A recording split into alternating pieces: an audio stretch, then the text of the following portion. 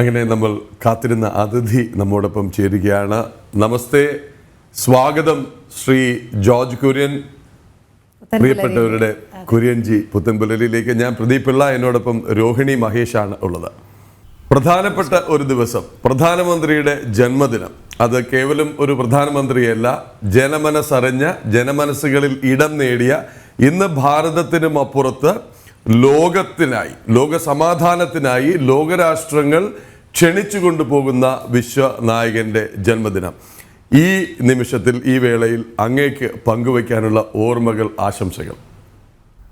അല്ല, ഇന്നത്തെ ഏറ്റവും പ്രധാനപ്പെട്ട കാര്യമെന്ന് പറയുന്നത്, സന്തോഷകരമായിട്ടുള്ള കാര്യം, ഇന്ത്യൻ ജനതയെ സംബന്ധിച്ചിടത്തോളം, ഇന്ത്യൻ ജനതയുടെ പ്രിയങ്കരനായിട്ടുള്ള പ്രധാനമന്ത്രി നരേന്ദ്രമോദിജി 3-ാം പ്രാവശ്യവും സത്യപ്രതിജ്ഞ ചെയ്തതിന് ശേഷമുള്ള അദ്ദേഹത്തിൻ്റെ ജന്മദിനമാണ്. ഇന്ത്യയുടെ ചരിത്രത്തിൽ ആദ്യമായിട്ടാണ് ഒരു പ്രധാനമന്ത്രി തിരഞ്ഞെടുക്കപ്പെടുന്നു. ആദ്യം, അതിനുശേഷം 2 പ്രാവശ്യം വീണ്ടും തിരഞ്ഞെടുക്കപ്പെടുന്നു. ജവഹർലാൽ നെഹ്റു ആദ്യം പ്രധാനമന്ത്രിയായത് തിരഞ്ഞെടുപ്പിലൂടെയല്ല. തീർച്ചയായിട്ടും അത് സ്വാതന്ത്ര്യ സമരത്തിൻ്റെ ഭാഗമായിട്ടുള്ള തീരുമാനത്തിൻ്റെ ഭാഗമായിട്ട്, അതിനെ ഞാൻ ബഹുമാനിക്കുന്നു. പക്ഷേ നരേന്ദ്രമോദി അങ്ങനെയല്ല. അദ്ദേഹം ജനങ്ങളാൽ ആദ്യം തിരഞ്ഞെടുക്കപ്പെടുന്നു. ഒന്നുമില്ലായ്മയിൽ നിന്ന്, സാധാരണ കുടുംബത്തിൽ നിന്ന്, പാവപ്പെട്ട കുടുംബത്തിൽ നിന്ന്, പിന്നോക്ക കുടുംബത്തിൽ നിന്ന് സാധാരണ ജീവിതം നയിച്ച് ജനങ്ങളുടെ പ്രിയങ്കരനായിട്ട് അദ്ദേഹം തിരഞ്ഞെടുക്കപ്പെടുകയായിരുന്നു. അതിനുശേഷം 2 പ്രാവശ്യം കൂടി തിരഞ്ഞെടുക്കപ്പെടും. അപ്പോൾ പൂർണ്ണമായിട്ട് ജനകീയ തീരുമാനത്തിൻ്റെ അടിസ്ഥാനത്തിലാണ് അദ്ദേഹം പ്രധാനമന്ത്രിയായത്. ഇന്നത്തെ ദിവസത്തിൻ്റെ പ്രത്യേകത ഏതാണ്? ഇന്ത്യൻ ജനതയും അതുപോലെ തന്നെ നരേന്ദ്രമോദിയെ ഇഷ്ടപ്പെടുന്ന ലോകത്തിലെ മുഴുവൻ ജനങ്ങളും സന്തോഷിക്കുന്നത് അതുകൊണ്ടാണ്.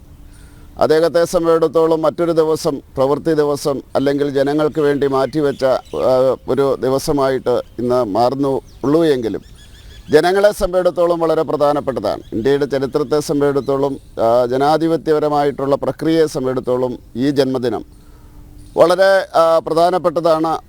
മാത്രമല്ല, പുതിയ തലങ്ങളിലേക്ക് നമ്മുടെ വികസനം എത്തിക്കാൻ വേണ്ടിയുള്ള ആ ശ്രമത്തിൻ്റെ തീർച്ചയായിട്ടും ആത്മവിശ്വാസം നൽകുന്ന ഒരു ദിവസം കൂടിയാണ്. ഇന്ത്യയെ ഒരു 3-ാം സാമ്പത്തിക ശക്തിയാക്കി മാറ്റുന്നു എന്നുള്ള പ്രക്രിയ, അത് അതിവേഗം നടന്നുകൊണ്ടിരിക്കുകയാണ്.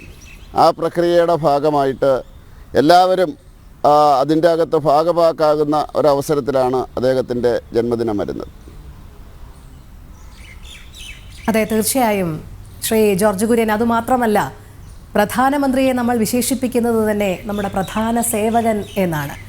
അദ്ദേഹത്തിൻ്റെ ജീവിതവും മുഴുവൻ സമയവും ഒരു രാഷ്ട്രത്തിൻ്റെ പുരോഗതിക്കായും ഉന്നമനത്തിനായും മാത്രമായി ഒഴിഞ്ഞു വച്ചേക്കുന്നു. അതിൻ്റെ പരിപൂർണതയിലേക്ക് എത്തിക്കുക എന്നുള്ള ലക്ഷ്യബോധത്തോടു കൂടി തന്നെ മുന്നോട്ട് പോകുന്നു. എങ്ങനെ ആയിരിക്കണം ഒരു രാഷ്ട്രത്തെ നയിക്കേണ്ട വ്യക്തി എന്നതിന് ഇന്നത്തെ കാലത്തെ ഏറ്റവും ഉത്തമ ഉദാഹരണമായി മാറുക തന്നെയല്ലേ നമ്മുടെ ജനനായകൻ.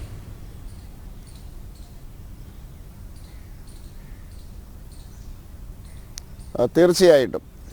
കാരണം അതാണ് ഞാൻ പറഞ്ഞത്, അദ്ദേഹം ഒരു സാധാരണക്കാരനായിട്ട് ജനിച്ച് വളർന്ന് സാധാരണക്കാരുടെ മാനസികാവസ്ഥ അറിഞ്ഞ് അത് മനസ്സിലാക്കി അവരുടെ വിഷയങ്ങൾ പരിഹരിക്കാനുള്ള അദ്ദേഹത്തിൻ്റെ പദ്ധതികൾ മനസ്സിൽ രൂപം കൊണ്ട് അദ്ദേഹം പടിപടിയായിട്ടാണ് അങ്ങനെ അദ്ദേഹം വരുന്നത്.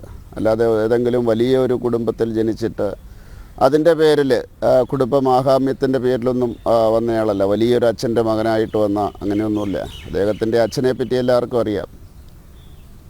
അപ്പോൾ അതുകൊണ്ട് അതിൻ്റേതായിട്ടുള്ള ഒരു ജനകീയത അത് എല്ലാ തലങ്ങളിലും നമുക്ക് കാണാൻ സാധിക്കും.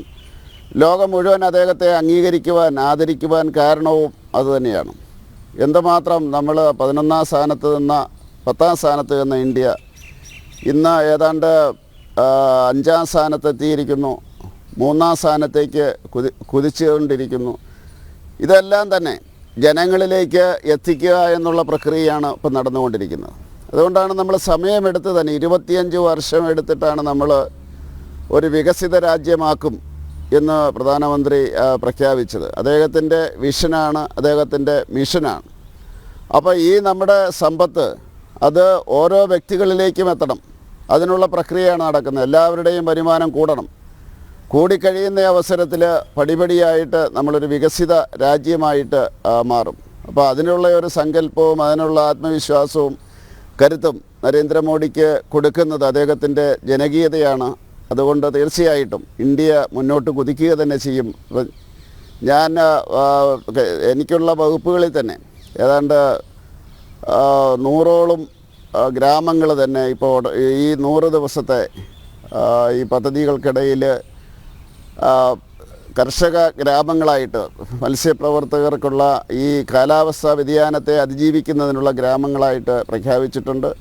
അതുപോലെ തന്നെ കേരളം ഉൾപ്പെടെയുള്ള സംസ്ഥാനങ്ങളിൽ ഫിഷിംഗ് ഹാർബറുകളുടെ നിർമ്മാണവും അതുപോലെ തന്നെ പുനരുദ്ധാനവും നടത്തിയിട്ടുണ്ട്. ഏതാണ്ട് 5000 കോടി രൂപയുടെ പദ്ധതികൾ ഈ 100 ദിവസം കൊണ്ട് ഈ മിനിസ്ട്രിയിൽ ചെയ്തിട്ടുണ്ട്. അതുപോലെ ന്യൂനപക്ഷ മന്ത്രാലയത്തിൽ അനേകം പദ്ധതികൾ നടപ്പിലാക്കുന്നു. പാവപ്പെട്ട ന്യൂനപക്ഷങ്ങൾക്ക് ലോൺ കൊടുക്കാനുള്ള സംവിധാനങ്ങൾ, സ്കോളർഷിപ്പ് കൊടുക്കാനുള്ള സംവിധാനങ്ങൾ എല്ലാം തന്നെ രൂപപ്പെട്ടിരിക്കുകയാണ്. അടിസ്ഥാന വികസനത്തിനുള്ള പദ്ധതികൾ രൂപപ്പെട്ടിരിക്കുന്നു. അങ്ങനെ അനേകം പദ്ധതികൾ ഈ 100 ദിവസത്തെ ഈ കാലയളവിൽ നടപ്പിലാക്കാൻ വേണ്ടി സർക്കാരിന് സാധിച്ചിട്ടുണ്ട്. ജനങ്ങളുടെ ക്ഷേമമാണ് നരേന്ദ്രമോദിയുടെ ലക്ഷ്യം, ഈ സർക്കാരിൻ്റെ ലക്ഷ്യം. ശ്രീ കുര്യൻജി, ഒരു വ്യത്യാസം നമ്മൾ കാണുന്നത് പറയുന്നത് പാലിക്കുന്നതിലുള്ള ഒരു ദൃഢനിശ്ചയം ഒന്ന്. 2, ഈ മൊത്തം ഭാരതത്തിലെ ഭരണ സംവിധാനത്തിൽ വന്ന ഒരു മാറ്റം, ഒരു അച്ചടക്കം. ഞാൻ ഉദ്ദേശിക്കുന്നത് കേന്ദ്ര സെക്രട്ടേറിയറ്റും സർക്കാർ ഓഫീസുകളും അടക്കം വന്നിട്ടുള്ള ഒരു വ്യത്യാസം. എങ്ങനെ ഒരു ഒറ്റ മനുഷ്യൻ്റെ സാന്നിധ്യം, ആ വീക്ഷണം അല്ലെങ്കിൽ ആ ദർശനം ഒരു ഇങ്ങനെയൊക്കെ ഇവിടെ നടക്കൂ എന്ന് 10-60-70 വർഷമായി സ്ഥാപിച്ചിരുന്ന ഒരു നാട്ടിലെ കൾച്ചർ, ആ സംസ്കാരം തന്നെ മാറ്റി മറിക്കാൻ പോരുന്ന ആ ഒരു വ്യക്തിത്വം, ആ സവിശേഷത, അതേക്കുറിച്ചൊന്ന് പറയാമോ?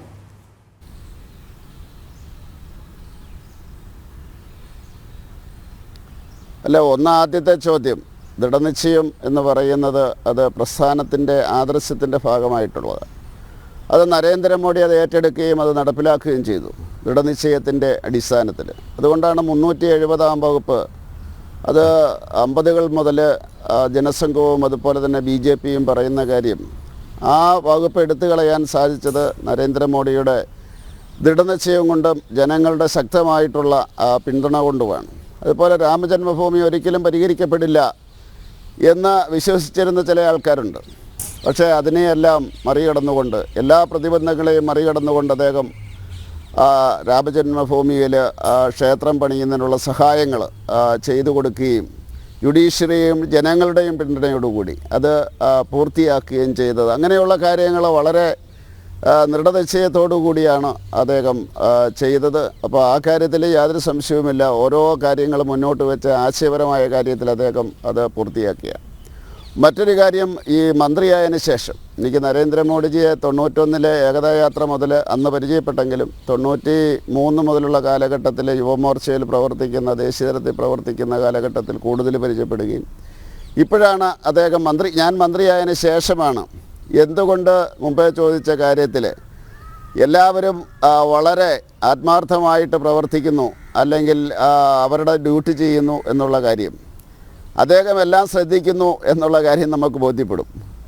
ഈ ഭരണതലത്തിലുള്ള എല്ലാവർക്കും ഓരോരുത്തർക്കും ബോധ്യപ്പെടും എല്ലാ കാര്യങ്ങളും പ്രധാനമന്ത്രി ശ്രദ്ധിക്കുന്നുണ്ട്. അത്രമാത്രം ഓർമ്മശക്തിയുണ്ട്, അത്രമാത്രം അദ്ദേഹം സമയം ചെലവഴിക്കുന്നുണ്ട്. അതുകൊണ്ട് എല്ലാവരും ജാഗരൂകരായിരിക്കും.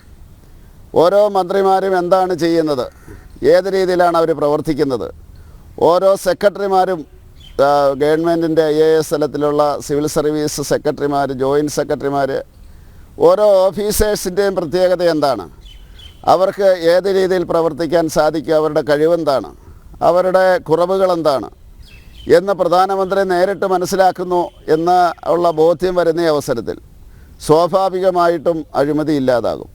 സ്വാഭാവികമായിട്ടും ഈ ഉദ്യോഗസ്ഥന്മാരും അതുപോലെ മന്ത്രിമാരും ബാക്കിയുള്ളവരും അനുബന്ധമായിട്ടുള്ള എല്ലാവരും തന്നെ അവരുടെ സമയം പരമാവധി രാജ്യത്തിൻ്റെ പുനർനിർമ്മാണത്തിന് വേണ്ടി, അല്ലെ രാഷ്ട്ര നിർമ്മാണത്തിന് വേണ്ടി ചെലവഴിക്കും. അതാണ് ഈ നരേന്ദ്രമോദിയിലുള്ള കഴിവായിട്ട് കണ്ടത്. അത് വളരെ അത്ഭുതപ്പെടുത്തുന്നതാണ്. ഞാൻ ഇപ്പോൾ മന്ത്രിയായിട്ട് ഏതാണ്ട് 3 മാസമേ ആയുള്ളൂ, 3 മാസം കഴിഞ്ഞതേ ഉള്ളൂ. അതിനിടയിൽ തന്നെ നേരിട്ട് എന്നെ വിളിക്കുകയും കാര്യങ്ങൾ സംസാരിക്കുകയും അതുപോലെ തന്നെ കാര്യങ്ങൾ പറഞ്ഞു തരികയും ഒക്കെ ചെയ്യുന്നത്. പല കാര്യങ്ങളും എന്നെ ചുമതലപ്പെടുത്തുന്നു. അപ്പോൾ അതൊക്കെ കാണുന്ന അവസരത്തിൽ ഇങ്ങനെ നമ്മളെ വാച്ച് ചെയ്യുന്നുണ്ട്.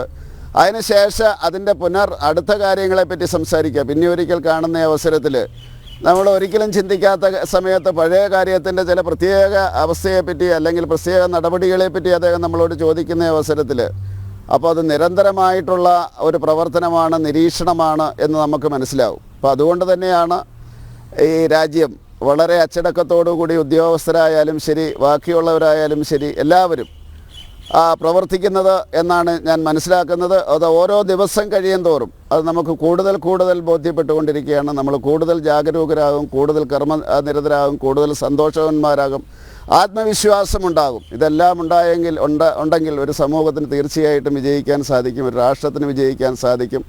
അതിൻ്റെ എല്ലാം കേന്ദ്രബിന്ദു തീർച്ചയായിട്ടും പ്രധാനമന്ത്രിയാണ്. അദ്ദേഹമാണ് നമ്മുടെ ഈ ഭരണതലത്തിലെ തലവൻ, അദ്ദേഹമാണ്. അപ്പോൾ രാഷ്ട്രത്തിൻ്റെ തലവൻ പ്രസിഡൻ്റാണെങ്കിലും ഭരണതലത്തിലെ എക്സിക്യൂട്ടീവിൻ്റെ തലവൻ പ്രധാനമന്ത്രിയാണ്. അതുകൊണ്ടാണ് അങ്ങനെ സംഭവിക്കുന്നത്. കുര്യൻജി, ഈ ജനമനസ്സ് അറിയുക എന്ന് പറഞ്ഞു കഴിഞ്ഞാൽ ഒരു തുറന്ന ജീപ്പിൽ നിന്ന് കൈവീശലോ അല്ലെങ്കിൽ വലിയൊരു റാലിയിൽ വന്നിട്ട് പ്രകടനപരത കാണിക്കുന്നതിലോ അല്ല.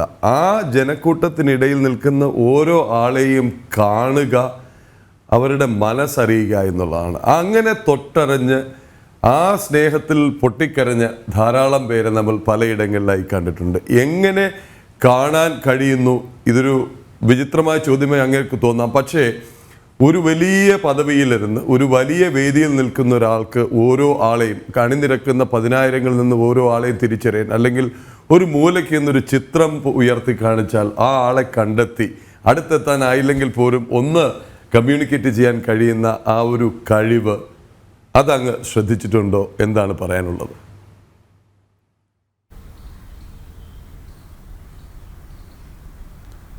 അല്ല, ഇന്ത്യൻ ജനതയുടെ ഇല്ലായ്മയും ദുഃഖവും അദ്ദേഹം നേരിട്ട് തൊട്ടറിഞ്ഞ ആളാണ്.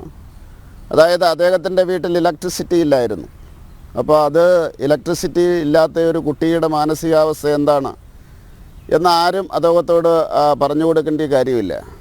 ആവശ്യത്തിന് ഭക്ഷണമില്ലായിരുന്നു, ഒരു നേരമാണ് ഭക്ഷണം കഴിച്ചുകൊണ്ടിരുന്നതെന്ന് അദ്ദേഹം പറഞ്ഞിട്ടുണ്ടായിരുന്നു. അദ്ദേഹത്തിൻ്റെ അമ്മ വെള്ളം ചുമന്നുകൊണ്ട് വരികയായിരുന്നു. അപ്പോൾ ഒരു വീട്ടിൽ വെള്ളം ഇല്ല എങ്കിലുള്ള ബുദ്ധിമുട്ട് അദ്ദേഹം അറിഞ്ഞിട്ടുണ്ട്. ഒരു വസ്ത്രമേ അദ്ദേഹത്തിന് സ്കൂളിൽ പോകുമ്പോഴുണ്ടായിരുന്നുള്ളൂ, ഒരു വെളുത്ത ഷൂവേ ഉണ്ടായിരുന്നുള്ളൂ. അത് സ്കൂളിലെ ചോക്ക് എടുത്തുകൊണ്ട് വന്നാണ് അദ്ദേഹം വെളുപ്പിച്ചുകൊണ്ടിരുന്നത്.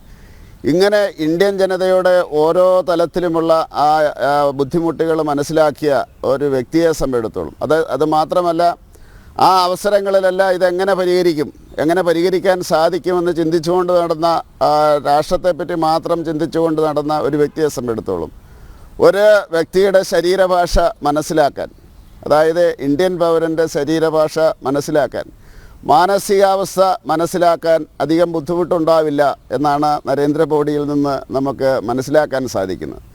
എല്ലാ പദ്ധതികളും പ്രഖ്യാപിക്കുമ്പോൾ അദ്ദേഹം പറയും, എൻ്റെ ചെറുപ്പകാലഘട്ടത്തിൽ ഞാനിത് ആഗ്രഹിച്ചിരുന്നു. അതുതന്നെയായിരുന്നു നമ്മളെല്ലാം ചെറുപ്പകാലഘട്ടത്തിൽ ആഗ്രഹിച്ചത്. ഇന്നും ചെറുപ്പമായിട്ട് കുട്ടികളായിട്ടുള്ള ഒരു ഇല്ലായ്മകൾ അനുഭവിക്കുന്നവരുണ്ട്, അവരും അതാണ് ആഗ്രഹിക്കുന്നത്. അപ്പോൾ അതുകൊണ്ട് തീർച്ചയായിട്ടും എന്താണ് ഈ സമൂഹത്തിൻ്റെ ബോഡി ലാംഗ്വേജ്, എന്താണ് അവരുടെ ചിന്ത, എന്താണ് അവരുടെ ആഗ്രഹം എന്ന് തിരിച്ചറിയാനുള്ള ആ കഴിവ്, അത് ചെറുപ്പം മുതൽ ഈ രാജ്യത്തിന് വേണ്ടിയുള്ള പ്രവർത്തനം, രാഷ്ട്രമെന്നുള്ള ഒരു ചിന്തയിൽ നിന്ന്, ഒരു ആശയത്തിൽ നിന്ന്, വ്യക്തി എന്നുള്ള ഒരു ആശയത്തിൻ്റെ ഭാഗമായിട്ട് അദ്ദേഹം ചിന്തിക്കുന്ന അവസരത്തിൽ അദ്ദേഹം ആർജിച്ചെടുത്തതാണ്. അത് തീർച്ചയായിട്ടും ഒരു നിമിഷം കൊണ്ട് ആർക്കും ആർജിച്ചെടുക്കാൻ സാധിച്ചില്ല. ഒരുപക്ഷെ കഴിഞ്ഞ അരനൂറ്റാണ്ടോ അല്ലെങ്കിൽ ഒരു 60-70 വർഷം കൊണ്ട് അദ്ദേഹം ആർജിച്ചെടുത്തതാണ്. ആ ദൃഢനിശ്ചയമാണ്, ആ അർപ്പണബോധമാണ് അദ്ദേഹത്തെ ഈ തലത്തിലേക്ക് ഉയർത്തിയത് എന്നാണ് എനിക്ക് പറയാൻ സാധിക്കുന്നത്.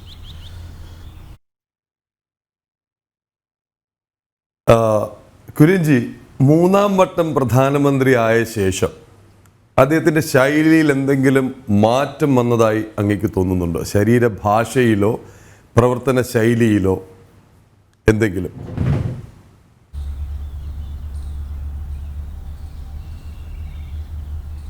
ഞാൻ പറഞ്ഞല്ലോ 91 മുതൽ ഞാൻ മോഡിജിയെ കാണുന്നതാണ്.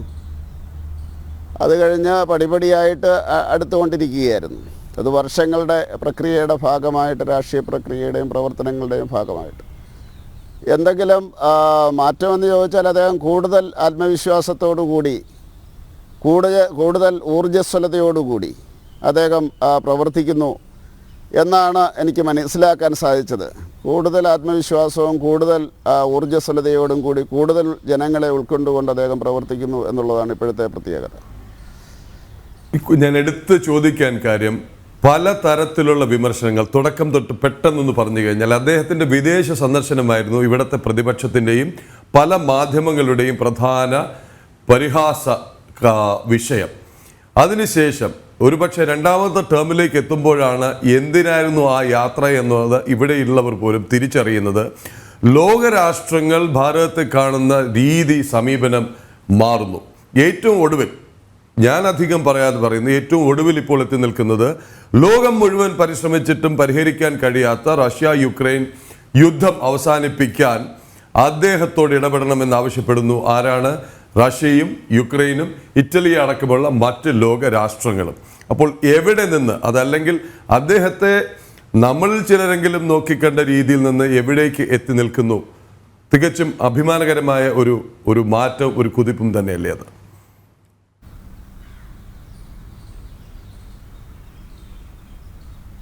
അതായത് പ്രധാനമന്ത്രി എപ്പോഴും പറയുന്ന ഒരു കാര്യമുണ്ട്, എൻ്റെ മഹത്തായ രാഷ്ട്രം, അതിൻ്റെ പാരമ്പര്യങ്ങൾ, അതിൻ്റെ ശക്തി, അത് പക്ഷേ ആ തലങ്ങളിലേക്ക് ഉയർത്തിയെടുക്കാൻ നമുക്ക് കഴിഞ്ഞിരുന്നില്ല. കഴിഞ്ഞ 10 വർഷം കൊണ്ട് ആ ഒരു രാഷ്ട്രത്തിൻ്റെ ശക്തി എന്ന് പറയുന്നത് ലോകരാഷ്ട്രങ്ങളുടെ ഇടയിൽ അംഗീകരിപ്പിക്കാൻ, ഈ രാജ്യത്തിന് ഈ ശക്തി പണ്ടുണ്ടായിരുന്നു, ഈ രാജ്യത്തിന് ഈ മഹത്വം പണ്ടുണ്ടായിരുന്നു, പക്ഷേ അത് ആർജിച്ചെടുക്കുവാൻ, ലോകത്തിൻ്റെ മുമ്പിൽ അവതരിപ്പിക്കാൻ, ലോകത്തെ കൊണ്ട് അംഗീകരിപ്പിക്കാൻ ഇതുവരെയും സാധിച്ചിരുന്നില്ല. അതുകൊണ്ടാണ് ആദ്യം അദ്ദേഹം സാമ്പത്തിക രംഗം ശ്രദ്ധിക്കുകയും 5ാം തലത്തിലേക്ക്, അതായത് 5ാമത്തെ സാമ്പത്തിക ശക്തിയായിട്ട് ഇന്ത്യയെ വളർത്തുകയും ചെയ്തത്. മാത്രമല്ല ഒരു 3ാം ശക്തിയായിട്ട് ഇന്ത്യ വളരുന്നു എന്നുള്ളൊരു മാനസികാവസ്ഥ ഉണ്ടാക്കിയെടുത്തു. അപ്പോൾ തീർച്ചയായിട്ടും ലോകരാജ്യങ്ങൾ ഇന്ത്യ പറഞ്ഞാൽ കേൾക്കും, അല്ലെങ്കിൽ കേൾക്കേണ്ടി വരും എന്നുള്ള ഒരു കാര്യമുണ്ട്. തീർച്ചയായിട്ടും ഇന്ത്യൻ ജനത, ഇന്ത്യയിലെ പോപ്പുലേഷൻ, ഇതെല്ലാം ഇവിടുത്തെ യുവത്വം, ഇതെല്ലാം തീർച്ചയായിട്ടും അതിൻ്റെ ഭാഗമാണ്, ഇന്ത്യയുടെ മഹത്വം അതിൻ്റെ ഭാഗമാണ്. അപ്പോൾ അങ്ങനെയുള്ളൊരു രാജ്യം ഒരു കാലഘട്ടത്തിൽ അമേരിക്കയെ പറ്റി പറഞ്ഞുകൊണ്ടിരുന്നത് പോലെ, ഒരു കാലഘട്ടത്തിൽ യൂറോപ്യൻ രാജ്യങ്ങളെ പറ്റി പറഞ്ഞുകൊണ്ടിരുന്നത് പോലെ, അല്ലെങ്കിൽ USSRനെ പറ്റി പറഞ്ഞുകൊണ്ടിരുന്നത് പോലെ, അങ്ങനെയുള്ള മഹത്തായിട്ടുള്ള രാജ്യമാണ് എന്ന് ലോകം തിരിച്ചറിയുന്ന അവസരത്തിൽ, തിരിച്ചറിയാൻ വേണ്ടിയുള്ള പ്രക്രിയ ചെയ്ത അവസരത്തിൽ തീർച്ചയായിട്ടും ആ തലത്തിലേക്ക് ഭാരതം എത്തുകയാണ്. അതുകൊണ്ട് ലോകരാഷ്ട്രങ്ങൾ ഇന്ത്യയുടെ പ്രധാനമന്ത്രി പറയുന്നത് കേൾക്കുമെന്നുള്ളൊരു സാഹചര്യത്തിൽ സമാധാനത്തിൻ്റെ സന്ദേശവുമായിട്ട് ലോകത്തേക്ക് പോകാൻ സാധിക്കുന്നത് ഇന്ത്യയുടെ പ്രധാനമന്ത്രിക്ക് മാത്രമാണ്. അത് പൂർണ്ണമായിട്ടും ഇന്ത്യയുടെ പ്രത്യേകത ഉൾക്കൊണ്ടുകൊണ്ട് അദ്ദേഹം പ്രവർത്തിച്ചതുകൊണ്ടാണ്. അപ്പോൾ അതുകൊണ്ട് സമാധാനത്തിൻ്റെ ദൂതനായിട്ട് ലോകത്തിൽ ഇന്ത്യയുടെ ആ ചിന്തകൾ, ആശയങ്ങൾ വെച്ചുകൊണ്ട് അദ്ദേഹത്തിന് പോകാനുള്ള ആത്മവിശ്വാസം കിട്ടുന്നു. ആ രീതിയിൽ അദ്ദേഹം പ്രവർത്തിച്ചു. അതുകൊണ്ട് ലോകരാഷ്ട്രങ്ങൾ വരും കാലങ്ങളിൽ തീർച്ചയായിട്ടും ഇന്ത്യയെ അംഗീകരിക്കും, ഇന്ത്യൻ പ്രധാനമന്ത്രിയെ അംഗീകരിക്കും. അതിൻ്റെ തുടക്കം കുറിച്ചത് നരേന്ദ്രമോദിയാണ്. അപ്പോൾ അതുകൊണ്ട് ഇന്ത്യയെ ക്ഷണിക്കുന്നു റഷ്യ-യുക്രൈൻ യുദ്ധത്തിൽ. ഇനി ബാക്കിയുള്ള കാര്യങ്ങളിലും പല കാര്യങ്ങളിലും അതേ രീതിയിൽ ഇന്ത്യയെ ക്ഷണിച്ചുകൊണ്ടിരിക്കുകയാണ്, ഭാരതത്തെ ക്ഷണിച്ചുകൊണ്ടിരിക്കുകയാണ്, നരേന്ദ്രമോദിയെ ക്ഷണിച്ചുകൊണ്ടിരിക്കുകയാണ്. 10 വർഷ കാലഘട്ടം കൊണ്ട് നരേന്ദ്രമോദി മാറ്റിയ ആ സാഹചര്യത്തിൽ നിന്നാണ് ഇത് ഉണ്ടായത് എന്നാണ് എനിക്ക് പറയാനുള്ളത്. അതെ, തീർച്ചയായും ശ്രീ ജോർജ് കുര്യൻ പറഞ്ഞ് നിർത്തിയിടത്ത് നിന്നാണ്, അതായത് പ്രധാനമന്ത്രി എന്നുള്ളത് ലോകരാഷ്ട്രങ്ങൾക്കിടയിൽ, ലോക നേതാക്കൾക്കിടയിൽ ലഭിക്കുന്ന ആ സ്വീകാര്യതയുണ്ട്. പക്ഷേ ഇതിലെല്ലാം വല്ലാതെ വിരളി പൂണ്ടിരിക്കുകയാണ് പ്രതിപക്ഷം. അവർ നിരന്തരം വിമർശനം ഉന്നയിക്കുന്നത് ഇപ്പോൾ ഇത് ഒരു വ്യക്തി കേന്ദ്രീകൃതമാകുന്നു എന്നാണ്. ശരിക്കും ഒരു പ്രധാന ജനസേവകനിൽ കേന്ദ്രീകൃതമാകുന്നതിൽ എന്താണ് തെറ്റ്?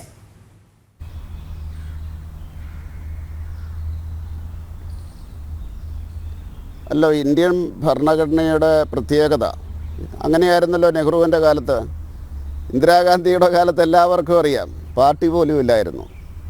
അങ്ങനെയാണോ കോൺഗ്രസ്സുകാർ പറഞ്ഞത്, India is Indira, Indira is India എന്നാണ് പറഞ്ഞിരുന്നത്. എല്ലാ കാലഘട്ടത്തിലും വ്യക്തി കേന്ദ്രീകൃതമായിരുന്നു. ഇതിൻ്റെ കാരണം ഭരണഘടനാപരമായിട്ടുള്ള അധികാരങ്ങൾ പ്രധാനമന്ത്രിക്കാണ് കൊടുത്തിരിക്കുന്നത്. അതിൻ്റെ തീരുമാനങ്ങളും ദിശാബോധവും തീരുമാനിക്കാനുള്ള അധികാരം ജനങ്ങൾ കൊടുത്തിരിക്കുന്നത് പ്രധാനമന്ത്രിക്കാണ്. ഫസ്റ്റ് എമംഗ് ഈക്വൽസ് എന്ന് പറയുന്ന അവസരത്തിൽ ആ പ്രഥമമായിട്ടുള്ള സ്ഥാനം നിർവഹിക്കാനുള്ള ശേഷി ഒരാൾക്കുണ്ടായി കഴിയുമ്പോൾ ജനങ്ങൾ അദ്ദേഹത്തെ അംഗീകരിക്കുന്നു. ജനപിന്തുണ കൂടുന്ന അവസരത്തിൽ അതിനെ എതിർക്കാൻ സാധിക്കാത്തത് കൊണ്ട് അത് വ്യക്തി കേന്ദ്രീകൃതം എന്ന് പറയുന്നു. ഒരാൾക്ക് ജനപിന്തുണ കൂടുമ്പോൾ എങ്ങനെ അത് വ്യക്തി കേന്ദ്രീകൃതമാവും?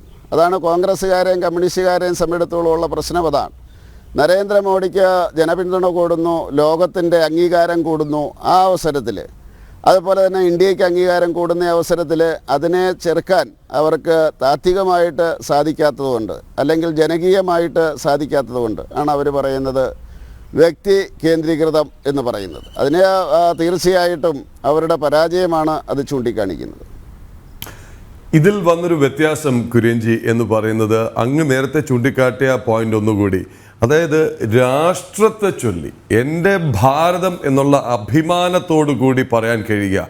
ഇവിടെ നിന്നുകൊണ്ട് പടിഞ്ഞാറ് നോക്കി അതാണ് മഹത്തരം എന്ന് വിശ്വസിച്ചിരുന്ന ഒരു സംസ്കാരത്തിൽ നിന്ന് മാറി എൻ്റെ ഭാരതം മഹത്തായ രാഷ്ട്രം എന്നുള്ള ആ ഒരു അഭിമാനബോധത്തോടു കൂടി മുന്നോട്ട് നയിക്കാൻ തുടങ്ങിയപ്പോഴാണല്ലോ ലോകം തിരികെ ഭാരതത്തെ ഉറ്റുനോക്കാനും ഭാരതത്തെ ക്ഷണിച്ച് ആനയിക്കാനും തുടങ്ങിയത്. അതല്ലേ ഏറ്റവും വലിയൊരു ക്വാളിറ്റി എന്ന് പറയുന്നത്? അത് തന്നെയല്ലേ?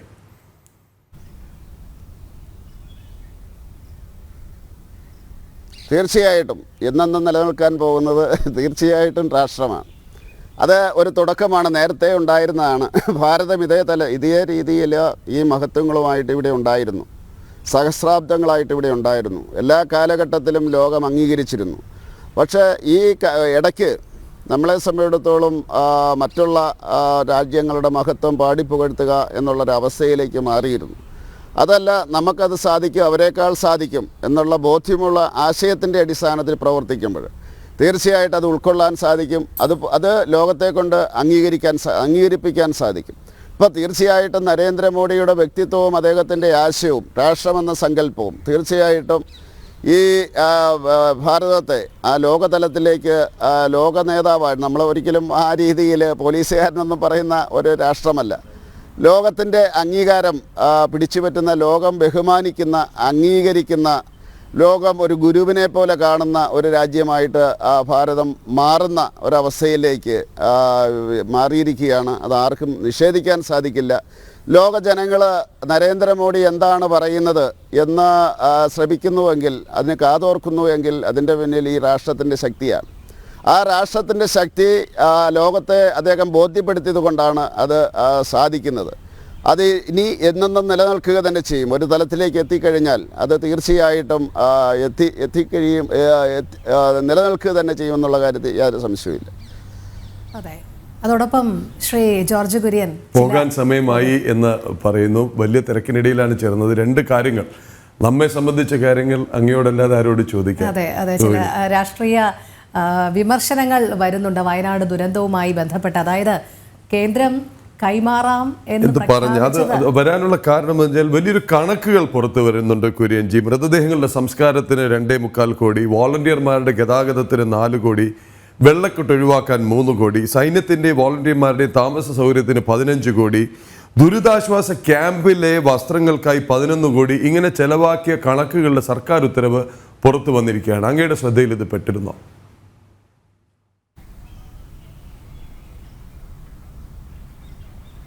അല്ല, എനിക്ക് പറയാനുള്ളത്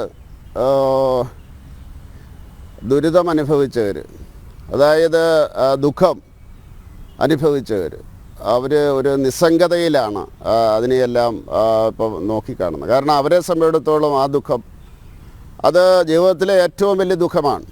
ആ ദുരന്തത്തിൽ ഉൾപ്പെട്ടവർ തീർച്ചയായിട്ടും അവരെ കൂടുതൽ ദുഃഖിപ്പിക്കരുത് എന്നാണ് എനിക്ക് പറയാനുള്ളത്. എനിക്ക് അവരോട് പറയാനുള്ളത്, നരേന്ദ്രമോദി നിങ്ങളുടെ കൂടെയുണ്ട്, ഈ രാജ്യം നിങ്ങളുടെ കൂടെയുണ്ട് എന്നാണ് എനിക്ക് പറയാനുള്ളത്. കാരണം അതുണ്ടായ സമയത്ത് അതേ സമയത്ത് തന്നെ ഉണർന്നിരുന്നു കൊണ്ട്, ഏതാണ്ട് 2 മണി 3 മണി മുതൽ ഉണർന്നിരുന്നു കൊണ്ട് 4 മണിയായപ്പോഴത്തേക്കും എല്ലാ ഫോഴ്സിൻ്റെയും മൂവ്മെൻറ്റ് ഉറപ്പാക്കിക്കൊണ്ട് രാവിലെ ഇങ്ങോട്ട് കേരളത്തിൻ്റെ മുഖ്യമന്ത്രിയെ വിളിച്ചിട്ട് എല്ലാ കാര്യങ്ങളും ചെയ്ത പ്രധാനമന്ത്രി നിങ്ങളുടെ കൂടെയുണ്ട്. അതുകൊണ്ട് ഇങ്ങനെയുള്ള കാര്യങ്ങൾ നമ്മളെപ്പോഴും ശ്രദ്ധിക്കേണ്ടത് അവരെയാണല്ലോ. അവരെങ്ങനെ ചിന്തിക്കുന്നു, അവരുടെ മനസ്സിനെ കൂടുതൽ മുറിവേൽപ്പിക്കാൻ സാധിക്കുമോ അത്രമാത്രം മുറിവേറ്റ് കഴിഞ്ഞിരിക്കുന്നു. അതുകൊണ്ട് എനിക്ക് ഈ കാര്യങ്ങൾ എനിക്ക് പറയാനുള്ളത്, വയനാട്ടിലെ ജനങ്ങളുടെ കൂടെ, ആ ദുരന്തം അനുഭവിച്ച ജനങ്ങളുടെ കൂടെ, ആ അവശേഷിക്കുന്നവരുടെ കൂടെ ഇന്ത്യയുടെ പ്രധാനമന്ത്രി ഉണ്ടാകും. നിങ്ങൾക്കുണ്ടായിട്ടുള്ള ആ മുറിവുകൾ അതെല്ലാം പരിഹരിക്കാൻ വേണ്ടി നരേന്ദ്രമോദി എന്ന് പറയുന്ന പ്രധാനമന്ത്രിയുണ്ട്. നിങ്ങളുടെ മനസ്സ് അദ്ദേഹത്തിൻ്റെ കൂടെയാണെന്ന് എനിക്കറിയാം. അദ്ദേഹത്തിൻ്റെ മനസ്സ് നിങ്ങളുടെ കൂടെയാണ്. അതുകൊണ്ട് ഇങ്ങനെയുള്ള കാര്യങ്ങൾ ഒരിക്കലും അവരെ ബാധിക്കില്ല എന്ന് ഞാൻ ഉറപ്പ് തരികയാണ്. ബാക്കിയുള്ള രാഷ്ട്രീയ കാര്യങ്ങൾ അത് രാഷ്ട്രീയ നേതൃത്വം അതിനെപ്പറ്റി പ്രതികരിച്ച് കഴിഞ്ഞിരിക്കുന്നു. തീർച്ചയായിട്ടും എന്നാണ് നമ്മൾ ഇങ്ങനെയുള്ള ഒരു മാനസികാവസ്ഥയിൽ നിന്ന് മാറി വേദനിക്കുന്നവൻ്റെ വേദന മനസ്സിലാക്കിക്കൊണ്ട് ആ സഹജീവിയെ സ്നേഹിക്കുവാൻ എന്നാണ് നമുക്ക് സാധിക്കുക? നരേന്ദ്രമോദിയെ പോലെ എന്നാണ് നമുക്ക് സാധിക്കുക? അവരെയെല്ലാം കെട്ടിപ്പിടിക്കുവാനും അവരുടെയെല്ലാം വേദനകൾ ഏറ്റെടുക്കുവാനും അവർക്ക് വേണ്ടി പ്രവർത്തിക്കുവാനും ആവശ്യപ്പെടുന്നത് കൊടുക്കുവാനും എന്നാണ് നമ്മുടെ സംസ്ഥാനത്തെ ഈ ഭരണ നേതൃത്വങ്ങൾക്കൊക്കെ തന്നെ കലാകാലങ്ങളിൽ വരുന്നവർക്ക് സാധിക്കുക എന്നാണ് ഞാൻ ചിന്തിക്കുന്നത്. തീർച്ചയായിട്ടും അവർക്ക് സാധിക്കട്ടെ എന്ന് ഞാൻ പ്രാർത്ഥിക്കുകയാണ്. ഏതായാലും വയനാട്ടിലെ ദുരന്തം അനുഭവിച്ച ജനങ്ങളുടെ കൂടെ നരേന്ദ്രമോദിയും ഇന്ത്യയുടെ സർക്കാരും ഇന്ത്യയിലെ മുഴുവൻ ജനങ്ങളും കേരളത്തിലെ ജനങ്ങളും ഉണ്ടാകും എന്ന് മാത്രമാണ് അതിനെപ്പറ്റി എനിക്ക് പറയാനുള്ളത്. അതുമാത്രമല്ല ശ്രീ ജോർജ് കുര്യൻ, വലിയ രീതിയിലുള്ള കുപ്രചരണങ്ങളാണ് നടത്തുന്നത്. അനുവദിച്ച തുക കൈമാറിയിട്ടില്ല എന്നതടക്കമുള്ള കുപ്രചരണങ്ങൾ, കേന്ദ്രം സംസ്ഥാനത്തിലേക്ക് കൈമാറിയിട്ടില്ല എന്നതടക്കമുള്ള കുപ്രചരണങ്ങളാണ് ഇപ്പോൾ നടത്തിക്കൊണ്ടിരിക്കുന്നത്.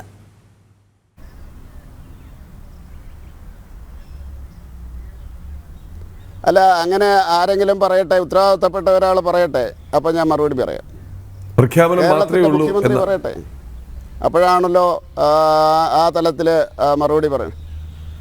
അല്ല, ഞാൻ പറയുന്നത് അത് ഇന്ത്യയുടെ പ്രധാനമന്ത്രി പറഞ്ഞ കാര്യം അത് തെറ്റാണ്, അല്ലെങ്കിൽ അങ്ങനെ സംഭവിച്ചിട്ടില്ല എന്ന് കേരളത്തിൻ്റെ മുഖ്യമന്ത്രി പറഞ്ഞാൽ അതിന് മറുപടി പറയാം. അല്ലാതെ മറ്റ് കാര്യങ്ങൾക്ക് മറുപടി പറയുന്നത്, ഞാൻ പറഞ്ഞല്ലോ, ഇതിൻ്റെ പ്രധാനപ്പെട്ട കാര്യം അവരുടെ വേദനയാണ്, അവരുടെ പ്രശ്നങ്ങളാണ്. അവരോടൊപ്പം അവരെ ചേർത്ത് നിൽക്കുക എന്നുള്ളതാണ്, അവരെ കൂടുതൽ ദുഃഖിപ്പിക്കാതിരിക്കുക എന്നുള്ളതാണ്. അപ്പോൾ അതുകൊണ്ട് ഞങ്ങളുടെ പേരിലാണല്ലോ എന്നവർ ചിന്തിക്കരുത്. അപ്പോൾ അതുകൊണ്ട് ഉത്തരവാദിത്തപ്പെട്ടവർ പറയട്ടെ, അപ്പോൾ മറുപടി ഉണ്ടാവും. വളരെയധികം നന്ദി. തിരക്കിട്ട ദിവസമാണെന്നറിയാം, പക്ഷേ രാജ്യത്തിൻ്റെ അഭിമാന നിമിഷത്തിൽ ഞങ്ങളുടെ നാടിൻ്റെ അഭിമാനം കൂടിയായ കുര്യൻജി ഞങ്ങളോടൊപ്പം ചേരുന്നു. പ്രധാനമന്ത്രിയുടെ ആ സൈന്യത്തിൻ്റെ ഒരു പ്രധാനപ്പെട്ട ആളായി അവിടെ ഇരുന്ന് ഭരിക്കുന്നു. വളരെയധികം നന്ദി. നമസ്തേ. ജനൻ TV പ്രേക്ഷകരുടെ പേരിൽ, ജനൻ TVയുടെ പേരിൽ.